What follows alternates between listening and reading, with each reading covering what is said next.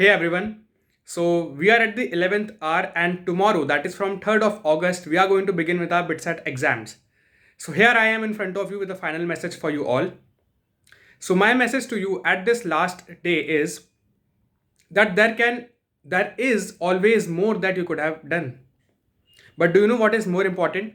More important is the fact that how much confident you are and how much you can extract in output from what you have already done. बिल्कुल यार, अभी आप regret मत करना। ये mind में thoughts मत आने देना कि यार काश मैंने और अच्छे से पढ़ाई कर ली होती, काश मैंने ये भी कर लिया होता, सो मे बी मैं थोड़े से बेटर सिचुएशन में होता before appearing in my exam.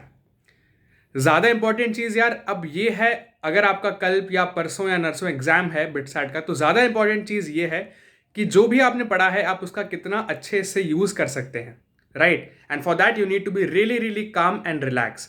So just be calm, be relaxed. Don't overburden your mind with the thoughts that I could have probably studied more. I could have wasted less time in all the meaningless activities. क्योंकि ये thoughts अभी आएंगे, आपको लगेगा कि यार काश मैंने ये चैप्टर भी पढ़ लिया होता, काश मैंने इसका रिविजन दोबारा से कर लिया होता, काश मैंने ये वाले प्रॉब्लम शीट भी कर ली होती. एंड उस टाइम क्या होता है, हम इतने डेस्परेट होते हैं, हम इतना एक कमोशन वाली स्टेट में होते हैं कि it becomes very very difficult for us to maintain that internal mental piece.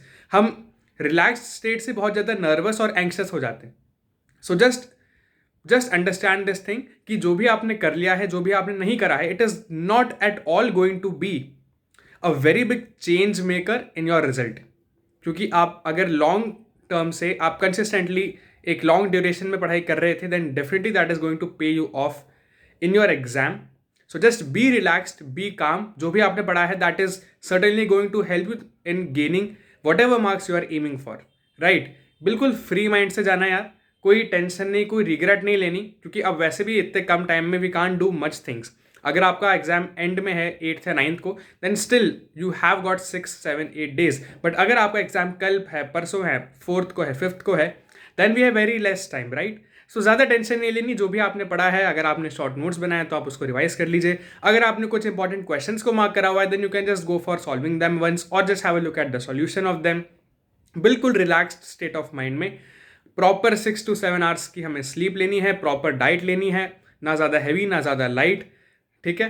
And बिल्कुल आराम से जाना है यार, ठीक है? कोई टेंशन नहीं है, आपका एग्जाम बहुत अच्छा होगा. This I can guarantee you, provided you stay calm, you stay relaxed and you stay peaceful.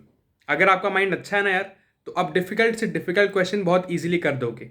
It happened with me during my JEE mains.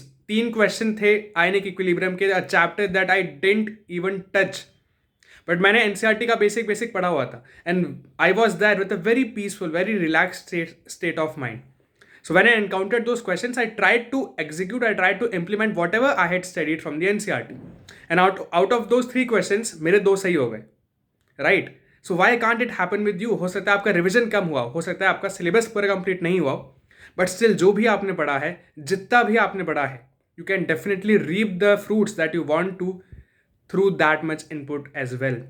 So just be relaxed, be calm, be peaceful in your state of mind. You will definitely do good. ठीक है? And all the very best for your exam. आपका कोई भी doubt हो exam से related, pattern से related और anything else, just mention it down in the comment section and I wish you a very good luck for the exam and I know every one of you would do really well.